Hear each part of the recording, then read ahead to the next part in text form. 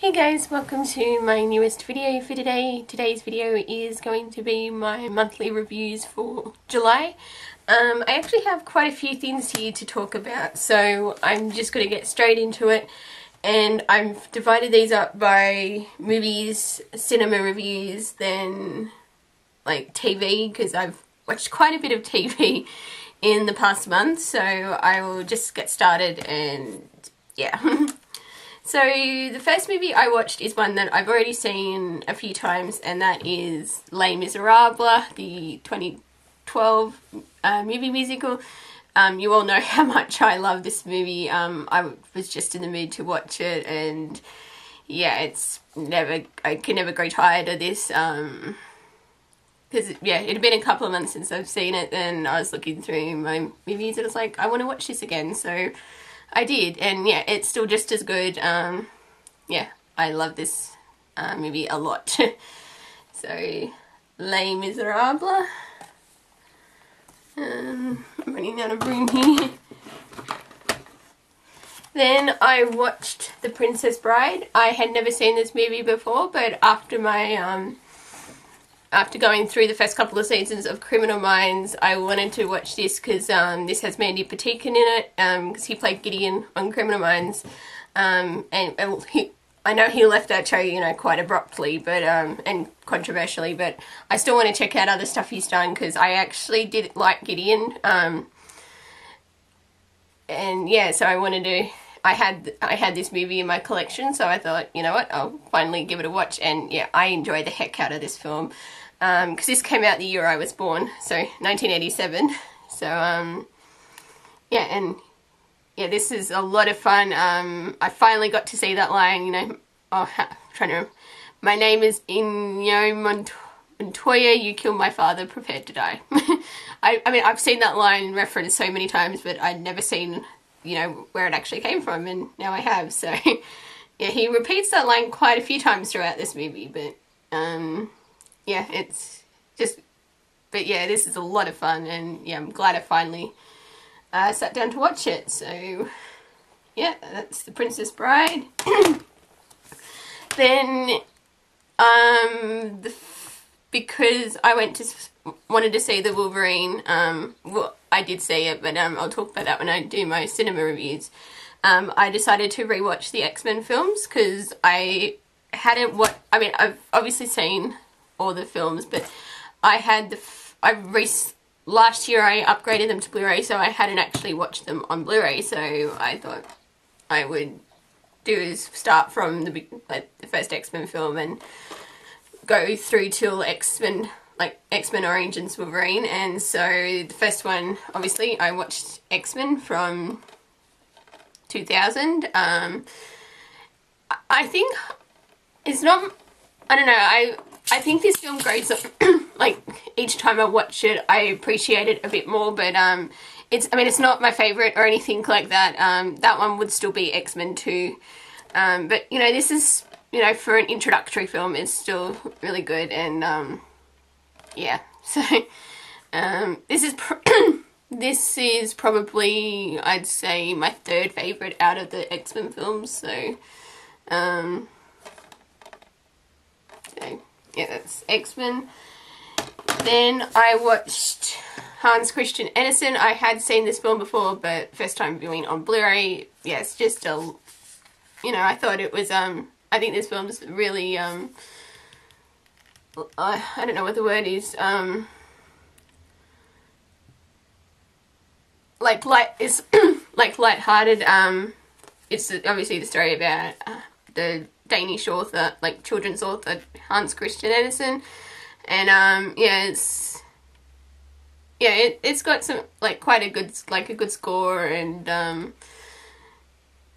yeah, I really do like this one. So it's Hans Christian Andersen, and this one is a really, like, it's the digibook version, so you get this have to, yeah, so it's like that. So yeah, really yeah, really fun movie. So obviously not going to be to everyone's taste, but I do like this one because, you know, I like musicals, and yeah, so Hans Christian Andersen. Then I watched X-Men 2, which is probably my favourite. X-Men, well, as I'll get to it, probably X-Men First Class is the closest to come to beating this, but when I rewatched it, I had just as much fun watching this as I did when I saw it back in the cinema back in 2003. And so I actually saw it twice when this film first came out, which up until that point I had never done that before. Obviously I've since beaten that record of multiple times. Notably, I saw the Avengers 7 times in the cinema last year, so yeah, I've gone past seeing films multiple times if I really enjoy it. So but yeah, at the time it was quite an achievement. So, but yeah, X-Men 2 is a lot of fun, and it remains my favourite X-Men film. So that's X-Men 2. And then I watched Babes in Toyland, which I had never seen before. To tell you the truth, it wasn't what I was expecting. I mean, I don't know actually what I was expecting, but I think I might have been expecting just a little bit more, because it probably wasn't really as good as what I was hoping it would be. I mean, it's a Disney musical, and, you know, I love Disney films, I love musicals, so I thought this would be right up my alley, but I don't know, it just sort of fell flat at some point, so I can't quite pinpoint it. I mean, it wasn't like horrible or anything, and, you know, I'll probably give it another watch later on, because that's sort of what I'm doing with the films that I watch and then I'm sort of iffy on. But like, I'm going to keep this, so, and then probably a few years later I'll give it another watch to see if my opinions change. But yeah, I was kind of disappointed in this film, to be honest. So, but that's Babes in Toyland. And then I watched Les Mis, the 25th anniversary concert edition again.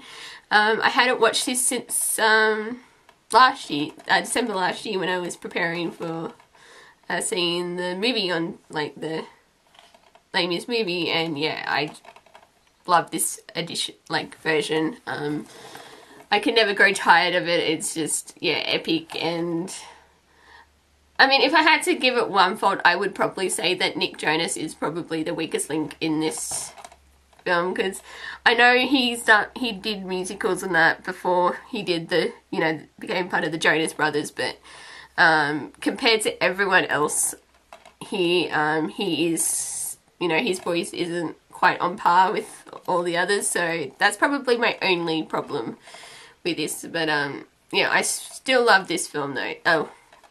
Production though, so yeah, I wanted to give it a rewatch, so there we go. Les Mis, the 25th anniversary in concert. Then I watched the Phantom of the Opera, the 25th anniversary at Royal Albert Hall. Yeah, it's been a while since I'd seen this one as well, but yeah, still just as epic. Yeah, it's, I kind of wish actually the Les Mis production had done what they did for Phantom and have it actually acted out rather than do a concert version. Because yeah, this is actually they actually act out this, you know, they're in costume. I mean, they were in costume for that, but they were in front of microphones. This one, they're doing it as if they were on stage, like, you know, a normal West End stage. So but yeah, this is just great. You know, it has Ramin Karimloo, I think that's how you say his name, as the Phantom, and I love his version of the Phantom, because he also played Angelus, I can never pronounce his name, in the 25th anniversary of Les Mis. So, but yeah, I love Phantom of the Opera. It's a really great musical. I mean, Les Mis is my favourite musical, but this would probably be my top 5 if I did a top 5 favourite musicals. So, but yeah, this is just a lot of fun to go back and watch again. So, it's Phantom of the Opera at Royal Albert Hall. Then I watched X-Men: The Last Stand. I know a lot of people don't like this one, but to be honest, I watched it and I was like, I really don't see what the big issue, like, problem was, because, I mean, that was probably because I went in with zero expectations, so I probably ended up enjoying it a little bit more, because it took me ages before I finally saw this one. And, because, yeah, and I remember thinking the first time I watched it, I was like, I really want them to do a sequel, like a fourth one, and that's coming next, well, it's sort of like a, fourth X-Men film / sequel to X-Men First Class, but, I'll take, you know, take what you can get. So, because since I think pretty much all of the cast is coming back for that one, so that'll be, yeah, pretty exciting to watch, so, but yeah, you know, it was, I mean, it's average, so, and, you know, if you want to kill a couple of hours, it's,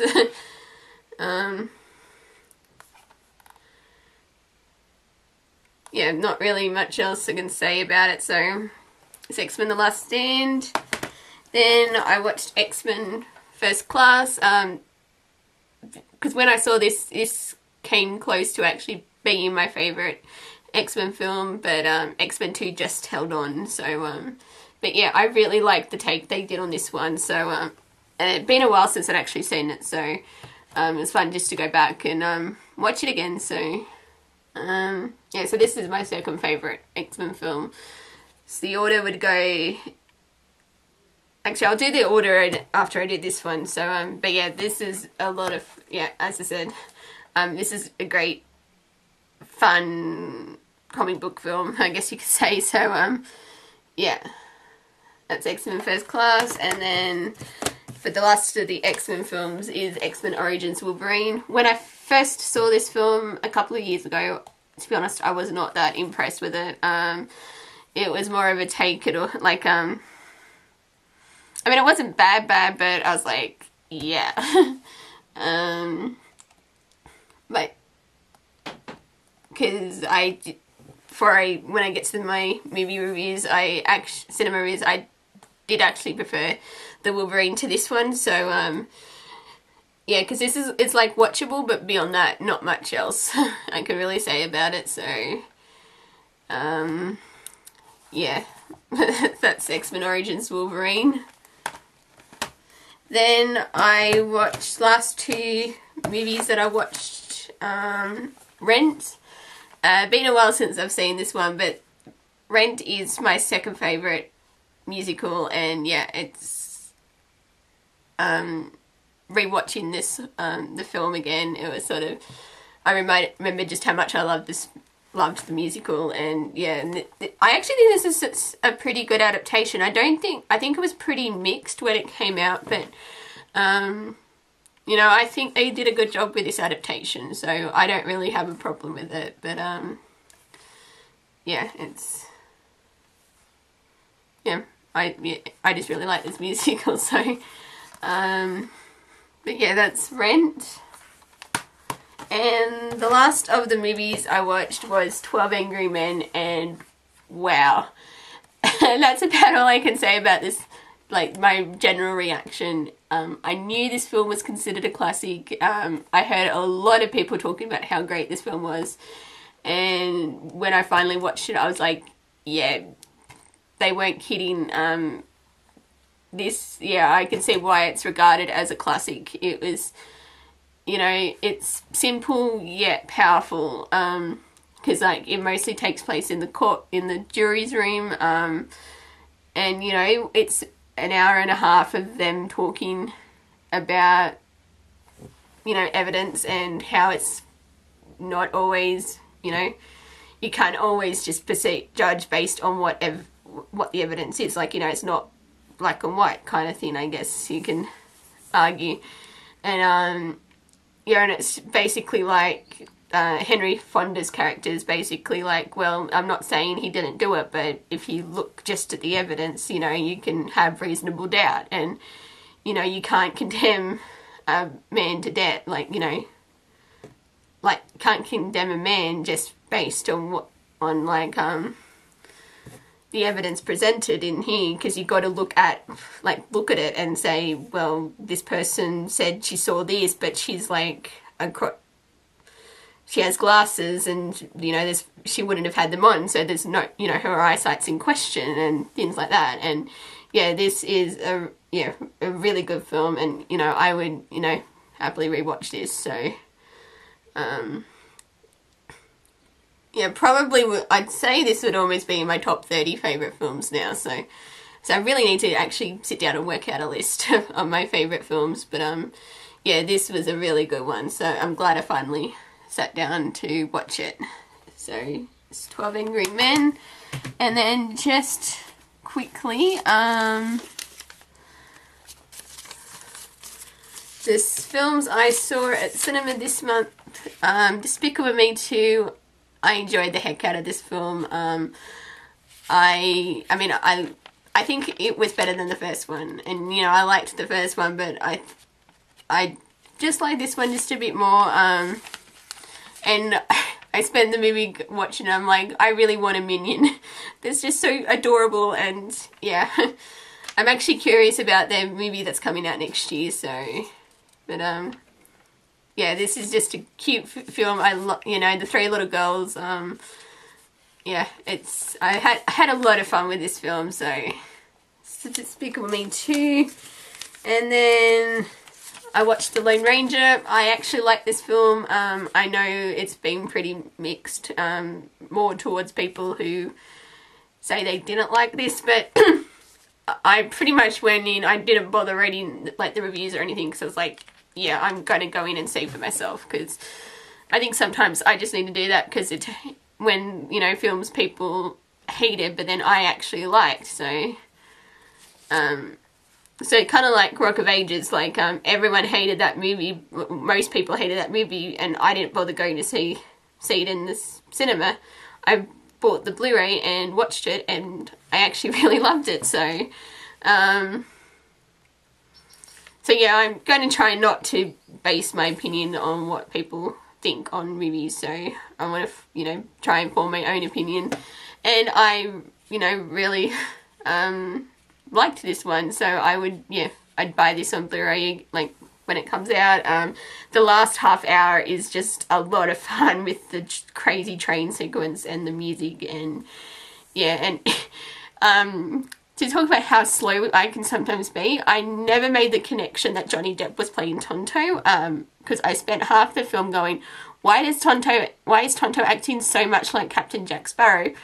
And then it sort of clicked that, well, he might be actually playing him. So yeah, sometimes I'm a bit slow in regards to these things, but I really enjoyed The Lone Ranger, so that's that one. And then I saw Pacific Rim. It was a lot of fun. Yeah, you know, I mean, yeah, it was sort of cheesy at times, but I had a lot of fun with it. And, you know, giant robots, what's not to like? So, yeah, I like this one, so Pacific Rim. Then finally, well, second last one, I watched The Wolverine, and it was a lot better than what I thought it would, and especially the mids, like watching it and then watching the mid-credit scene, yeah, I'm really looking forward to, X-Men, Days of Futures Past now, so,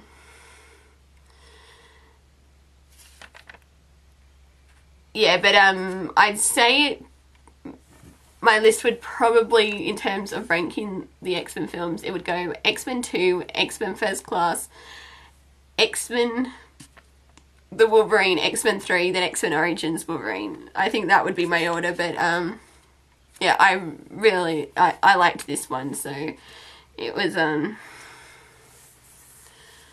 so, yeah. And the last of the cinema reviews this month, I saw This Is the End.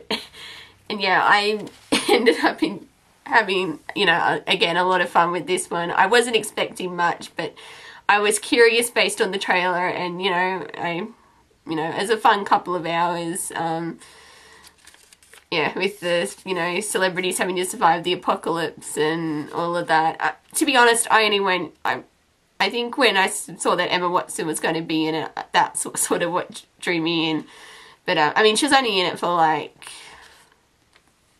I don't know, probably not even, I would have been lucky to reach 10 minutes with her screen time, but it was, like, but, yeah, her scenes were quite funny, so, yeah, I had a lot of fun with this, so, but it's one of those ones, you know, you obviously can't take it too seriously, but I did like this, except after I watched it, I had, Everybody Backstreet's Back in my head for the rest of the day, so that was one of the drawbacks, but, so it's kind of like when I saw Iron Man 3 and I had Blue Dabba Dee stuck in my head, and I'm just like, I mean, I have both songs on my iPod, but, yeah, I just had, the Backstreet Boys song stuck in my head, and it was sort of getting a bit annoying when it just kept playing, but yeah, you know, it was fun, so, you know, for a, like, fun way to spend a couple of hours, so this is the end. So that's it for all the movies that I saw, and just, I'll just see if I can sort of stop them. So I'll just quickly go through the TV shows. I watched How I Met Your Mother season 4, so I'm now caught, like, because this was this point where I stopped watching, so now over the next month I want to watch 5 through 7, and then I'll watch season 8 leading up to season 9, because I want to watch the last season. But yeah, season 4 was a lot of fun. I think one of my favourite episodes is The Naked Men, because I sort of forgot how funny some of these episodes really were, and then I watched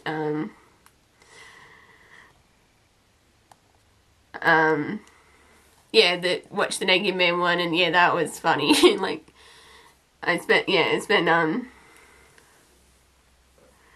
so, and you know, I also liked the Woo Girl episode. That was good. Yeah, the one with the goat for the party, Ted's 31st.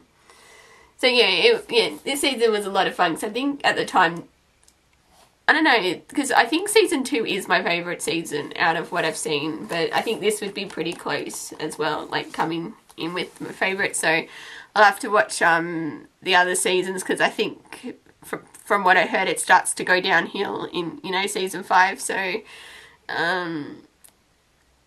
but yeah, I want to, you know, obviously watch the seasons and catch up on the shows, so that's How I Met Your Mother season 4.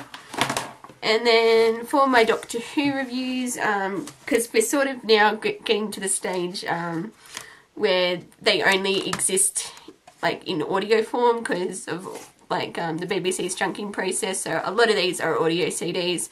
I don't have the box set with me because that's actually out in the living room, but when I listen to one of the missing stories, and if they've got surviving episodes, I watch the episodes on the Lost in Time box set as well. So I meant to say that in my reviews for last month, but I finished it and then I realised the box set I didn't get the box set in time because it was on the desk, and then I'd already ended the video and I was like, oh, I meant to talk about that. So I have been watching the missing episodes that exist in addition to listening to them on audio CDs. So going into the last of the first Doctor stories, we have The Savages. This is a completely missing story, and this is also Stephen's final story. So it was an okay story from what I remember, because but you know, nowhere near like a favourite or anything, but yeah, it was okay, but nothing too special. So Savages. Then we have The War Machines, which is the last full story of like the first Doctor reign. This is sort of where, because it introduces Ben and Polly, but we don't get a farewell scene for Dodo. Because I think they never extended Jackie Lane's contract. I think that's the name, Jackie Lane. yeah, because they didn't extend her contract to finish out the filming, so they said she just got off to the countryside, and didn't, you know, they never even had bothered her having to say goodbye. And yeah, it's sort of, you know, the way the character, I mean, I actually didn't mind Dodo, so I know a lot, she wasn't really a popular companion, but I would have at least liked to have, you know, a final goodbye thing, so, but yeah, you know, the War Machines is, you know, it's an okay story. Like, you got Wotan, Peter trying to take over. You know, this is in 1966, so,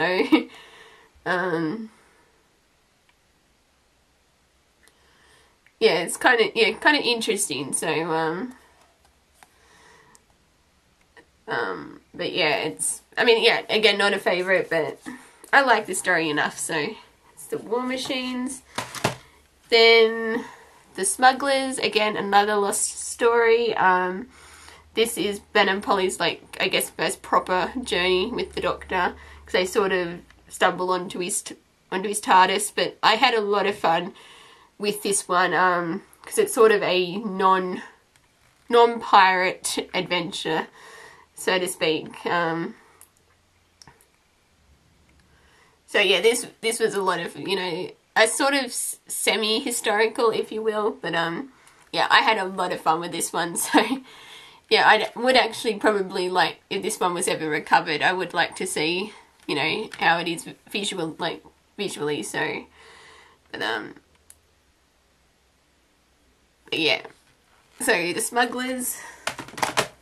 Then we have the First Doctor's final story with the 10th Planet.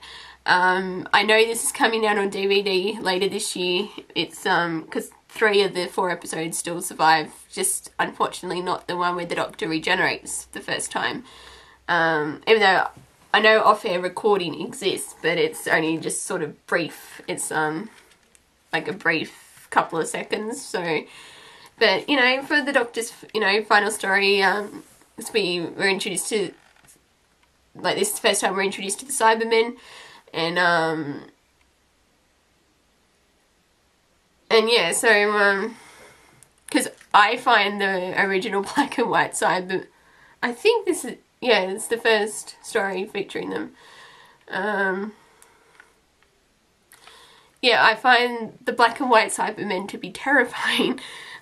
I'm fine with them, you know, when they become colour and that, but just for some reason the first and second Doctor's era Cybermen stories are terrifying, so at least that's what I think. So yeah, this was, you know, again, an okay story, so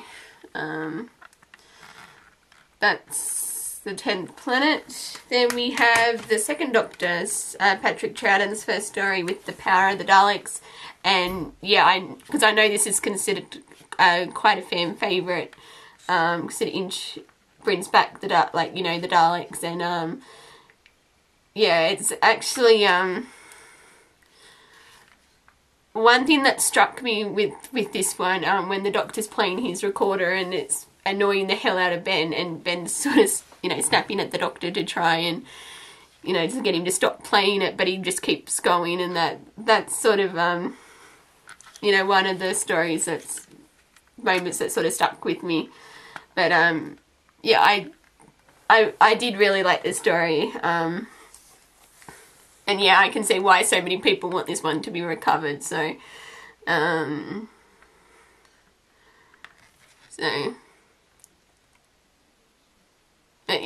because it's sort of, you know, like the story and that, because it's like, you know, the first time the Doctor's been regenerated, and yeah, so it'd be nice if this one, you know, were to show up again. So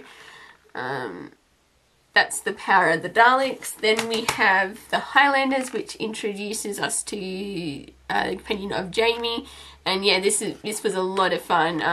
I especially liked Polly and one of the Kirsty, I think that was the, like, they, like, you know, team up together, and they ended up overtaking one of the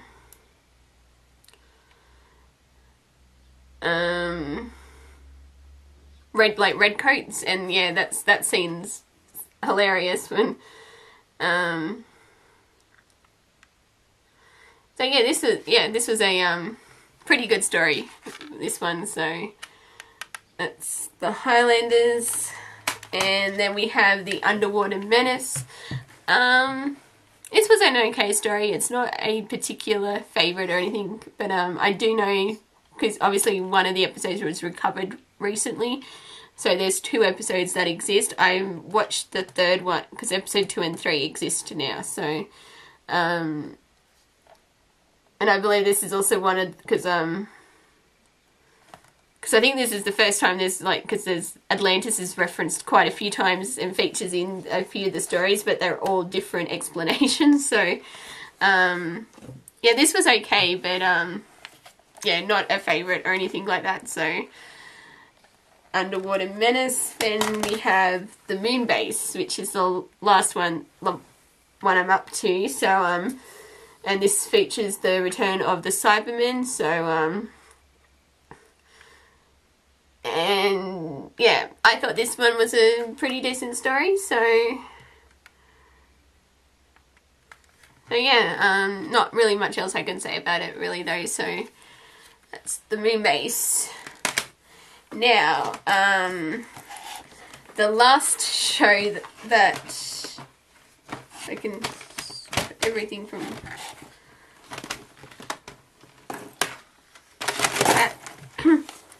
Everything's falling over. Over the past month, month and a half, I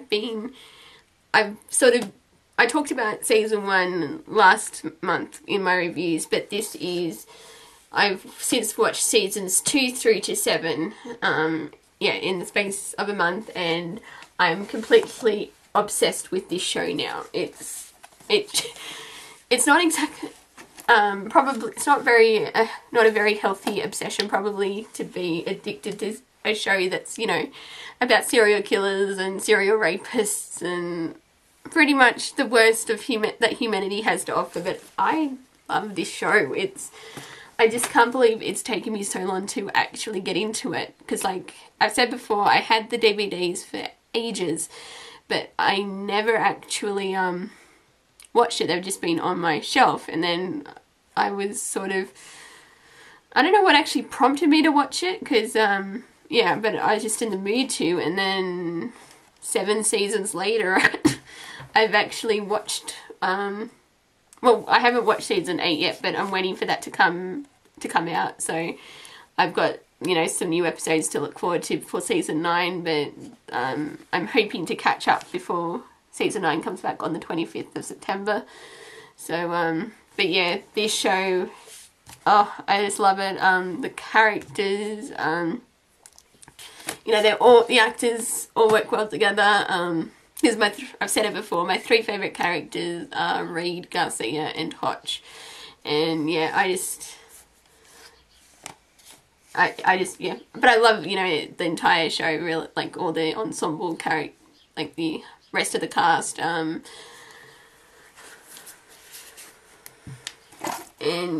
yeah, it's basically, because the thing is, because I knew Gideon, I knew he was only there for like the first couple of seasons, because Mandy Patinkin left the show like really abruptly, because I think he just never showed up for a table read one day, and I think that was what it was, because I mean, because I've heard he has, you know, he does have a reputation for being difficult to work with, and it wasn't the first time that he suddenly left the show. But yeah, but I did like Gideon, but then when Rossi, played by Joe Montega, he came on, and Rossi's like, yeah, become my fourth favourite character. So but yeah, but I just love all the yeah, I mean, obviously, you know, like with any show, some seasons are better than others. For me, season 6 was the show that probably was the weakest one, but again, there's a lot of behind-the-scenes drama with AJ Cook and Paget Brewster being fired, Rachel Nichols being brought on, and yeah, and that at the time the spin-off was going on as well, but the spin-off wasn't, you know, doing very good. And to be honest, I have no desire really to see the spin-off, because I watched the backdoor pilot, or not like the backdoor pilot, and yeah, wasn't really that impressed. So I'm just sticking with, you know, Criminal, like just the main Criminal Minds, because I think my favourite episode out of what I've seen so far is episode 100, and I'm dropping everything here. Yeah, that episode just, you know, it really, yeah, it just made me cry, with what happens to Hotch and his family, and yeah, it's really tense and emotionally draining. And yeah, episode 100 is my, because well, obviously it was the 100th episode as well, so yeah, that's my favourite one. Another one is 7 Seconds, because that mostly takes place in the it's like a shopping centre, and they're trying to find a missing child because they think there may be a link with a child who was abducted and murdered the week before. So that was a really tense story. That was in season 3, because episode 100 was in season 5, and yeah, there's a bunch of really great character-driven episodes as well, like, you know, The Game and Revelation, I think it's The Big Game and Revelations, which are Reed-centric episodes. Penelope, that was another really good episode, and it also, because in this show, because Nicholas Brandon, who played Xander on Buffy the Vampire Slayer, actually has a recurring role in this show. So I don't know if he's in season 8 at all, but from seasons 3 to 7, he plays Garcia's boyfriend, Kevin. So, because it took me because I was watching the episode and I'm like, why do you look so familiar? And then, because I've been reading the forums as well as I've been watching the episode, like the show, and then it clicked that it was Xander on Buffy. That's why he looked so familiar. But yeah, this is just a really, really great show. So many, like, you know, one-liners and that I love, and because I think one of my favorites has to be where in the Tribe, which is a first season episode and which is also one of my favorite episodes, and Hotch teams up with I think his name was Black Wolf, from the Native Indian tribe, where they're investigating like these murders, and he basically at the end of it, because Black Wolf goes, oh, Captain America, he just had to shoot somebody, like that. So yeah, it's sort of like things like that. So but yes, I'm very happy that I've finally watched this show, because yeah, it's great. It's one of my favourite shows now. Probably probably 4th or 5th. I have to do a re-ranking of favourite shows. But yes, that has been pretty much my life for the past month. It's just, yeah, Criminal Minds. So there we go. And that is it. I sort of rushed through those a bit. I know I didn't really go into a lot of detail, but yeah. So I think I'm just going to finish it here. There's not really much else to say, really. So until my next video, I will see you guys next time. Bye.